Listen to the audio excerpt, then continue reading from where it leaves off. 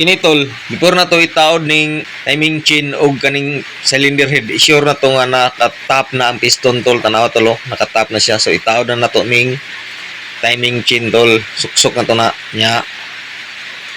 Isulod na to ang cylinder head. So iktan lang nato ni siya tol kaning timing chain aron dili na siya mahulog og balik sa makina tol. Nya doko na to ning cylinder head. So nawala lang kung rubber mallet tol mo nang kanina lang. Pinan lang na to og noog tol para dili mabungi ang atong cylinder head. So napasak na sa tol, taod na tong bolt diri kilid tol. So screw bolt rin siya tol. So pwede pod 10 mm tol. 8 mm di tol. Maghugot na tol, taod na to ning cover sa rocker arm pin tol. So diri pasensya na tol kay naa sa pikas kilid tol, wa nakita sa tong kamera tol. So duharan ni siya ka bolt tol, 8 mm.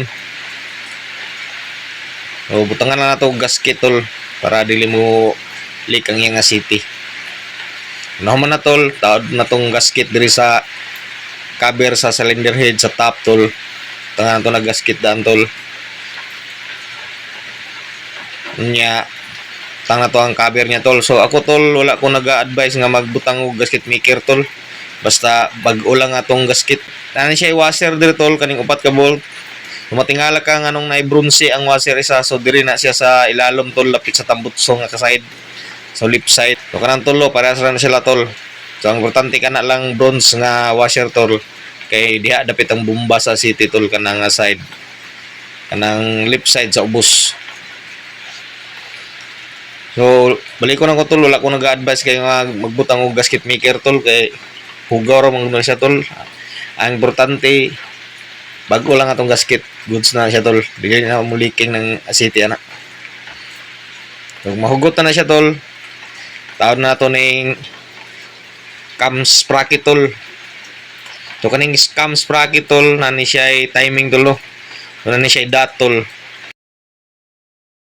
O kana tol ni dot. So diri na siya naka-sintro po daning nahihiwa sa cylinder head tol. So diya na siya katapat tol. Nya hinahanglan nakatap ang atong piston. So ganiha nakatap naman tol. So gipakita na ko ganiha sa permiro no nakatap na to atong piston. So mao na siya yang timing tol. Kana nakasintro na diya sa may kanang dot niya tol. So estimate lang nimo nga mo sintro yun na siya tol ini taod na sa timing chain. So forward nga tol kay taas na kayang video tol. Ya layon baya mo mutanaw taas nga video tol sa munang atong forward kanang importante lang gyud atong pakita tol. Nya mas taod na tol. So butang na to sintro sa nato siya tol no. Butang na to ni bolt tol nang tunga. Para di siya mahulog. Nya kung wa na tunong ang bangag na tol, pwede na mo na tuyokon siya tol. Ibutag bolt. Tuyokon mo ng flywheel an tol, mutuyok na siya tol. So katong piston na to ding lihok pud to siya tol, pero ni balik og tap ato, mobalik ra pud na siya, mo timing ra gyud na siya tol. Ya, tawran to nag-bolt tol. Duha na siya ka bolt.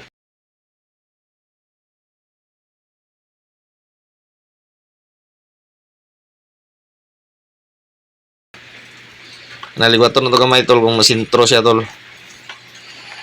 Kung sulod na, pwede na ito nahugtan tol. So mutuyok ni siya tol no tol kung wa kay alkontra ni tol. Kung mano-mano, butangan lang nimo nag-14 nga sakit o tirins ang flywheel tol niya.